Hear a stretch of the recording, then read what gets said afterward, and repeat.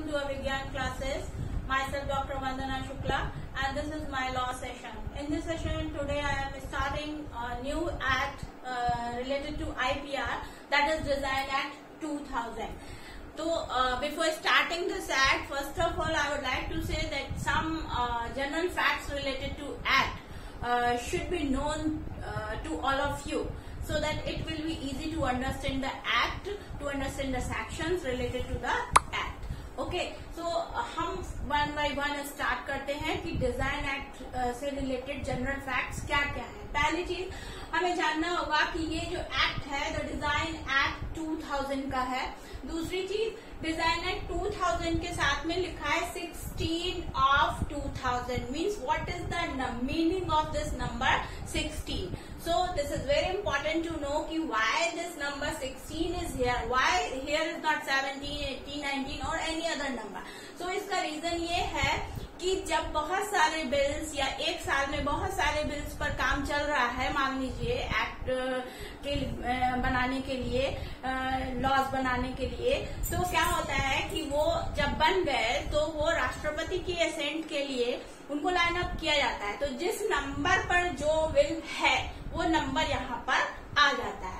That's why यहाँ पर 16 of 2000 है। मीन्स टू से कि 2000 ईयर में 16वें नंबर पर डिजाइन एक्ट को राष्ट्रपति की असेंट मिली होगी। पहला fact, this is very important to remember. इसके बाद हम बात करते हैं डिजाइन एक्ट में टोटल चैप्टर्स की। तो टोटल चैप्टर्स डिजाइन एक्ट में 11 है। इसके बाद बात करते हैं टोटल सेक्शंस की। तो टोटल सेक्शंस हम देखेंगे तो 48 है। अब हम अगर बात करें कि इसको राष्ट्रपति की असेंट कब मिली, when president gave the assent to design act, then it is very important to know to all of you कि 25 मई 2000 को डिजाइन एक्ट को राष्ट्रपति की असेंट मिली। मीन्स डिजाइन बिल को राष्ट्रपति की असेंट मिली और उसके बाद ये डिजाइन एक्ट बना। अब देखिए कि इसको असेंट तो मिल गई, लेकिन ये कब से एनफोर्स हुआ, because both the dates are very important. कि आपको जानना चाहिए कि असेंट का डेट डिफरेंट है और एनफोर्समेंट का डेट डिफरेंट है। उसके बाद सेम मंथ है असेंट में भी और एनफोर्समेंट में भी, मई का ही महीना है, मई के महीने में, लेकिन डेट डिफरेंट है। 25 मई असेंट का डेट है और इसमें 11 मई एनफोर्समेंट डेट है। ईयर भी चेंज है, 2000 में असेंट मिल गया था लेकिन 2001 में एनफोर्समेंट इसका हुआ, मीन्स ये लागू हुआ। 11 मई 2001 से डिजाइन एक्ट लागू हुआ। ये दोनों चीजें समझने के बाद एक चीज और बहुत इम्पोर्टेंट है जानना कि डिजाइन एक्ट का एक्सटेंशन कहाँ कहाँ है, कि क्या ये इंडिया के कुछ पार्ट्स में एप्लीकेबल है या ये होल ऑफ इंडिया में एप्लीकेबल है या कहाँ एप्लीकेबल नहीं है। तो this is a very important fact to know about this act कि design act extends to whole of India.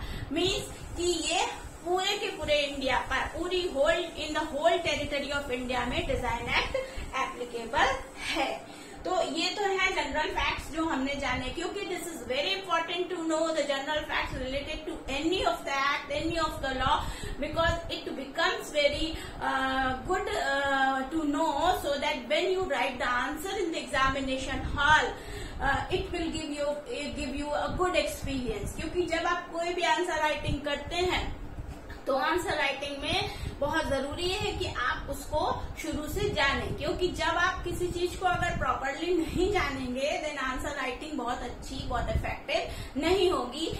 आप जब ऑब्जेक्टिव अगर करते हैं तो ऑब्जेक्टिव में आपको फैक्ट्स लाना जरूरी है। अगर ये आपका नंबरिंग आ गया तो, अगर आपके चैप्टर पूछ लिए गए तो, सेक्शन पूछ लिए गए तो, राष्ट्रपति का असेंट पूछा गया या एनफोर्समेंट डेट पूछा गया तो, या एक्सटेंशन पूछा गया तो ये सब तो जनरल फैक्ट्स आपके ऑब्जेक्टिव में भी काम आएंगे और सब्जेक्टिव में भी काम आएंगे। क्योंकि सब्जेक्टिव में फॉर एग्जाम्पल मैं क्वेश्चन बोलती हूँ कि मान लीजिए पूछ लिया जाता है कि what is the meaning of design, ठीक है, या what kind of designs come under the category of design act, ठीक है, which kind of designs can be registered under the design act। सो अगर आप केवल सेक्शंस पढ़ लिए अंदर से कि कौन से सेक्शन में रजिस्ट्रेशन होता है, कौन से सेक्शन में डेफिनेशन होती है, तो आप केवल उतना लिखेंगे और मान लीजिए 3 पेज का आंसर लिखना है, आपको 2 पेज का आंसर लिखना है, तो you will not be able to write. लेकिन जब आप जनरल फैक्ट्स जान रहे हैं, जब आप उसका हिस्ट्री जान रहे हैं, क्यों डिजाइन एक्ट की जरूरत पड़ी,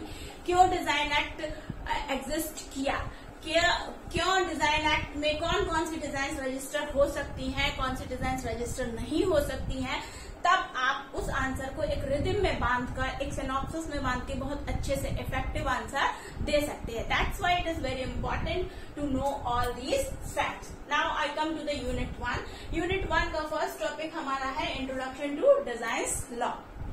इंट्रोडक्शन टू डिजाइन लॉ में हमें यही पढ़ना है। तो सबसे पहले हम इसमें ऑब्जेक्टिव ऑफ डिजाइन एक्ट पढ़ेंगे कि डिजाइन एक्ट 2000 का ऑब्जेक्टिव क्या है, क्यों डिजाइन एक्ट 2000 की जरूरत पढ़ी। इसके बाद व्हाट इज डिजाइन या मीनिंग ऑफ डिजाइन, कि डिजाइन का मतलब क्या है, कि डिजाइन का मतलब कि कोई भी फूल पत्ती बना दिया और उसको डिजाइन एक्ट में रजिस्ट्रेशन मिल गया। No, some particular types of design can only be registered under the design act. तो यहाँ पर हमको वो जानना होगा। And third one is definition of design, कि किस सेक्शन में डिजाइन की डेफिनेशन दी है, कि कौन कौन सी चीजें डिजाइन की डेफिनेशन में आती हैं। ये सब कुछ हम फर्स्ट टॉपिक जो यूनिट 1 का है इंट्रोडक्शन टू डिजाइन लॉ, इसमें पढ़ेंगे। तो आज के वीडियो में इतना ही। आगे के वीडियो में कल हम डिस्कस करेंगे। नेक्स्ट वीडियो में introduction to design law objective पे, डेफिनेशन पर बात करेंगे। अगर आपको मेरा ये वीडियो पसंद आता है तो वीडियो को लाइक कीजिए, सब्सक्राइब कीजिए, और अगर कहीं पर भी कोई कंफ्यूजन है then you can ask in me in the comment section so that I may prepare more better videos for you। तब तक के लिए बाय बाय, जल्दी ही दूसरे वीडियो में मिलती हूँ।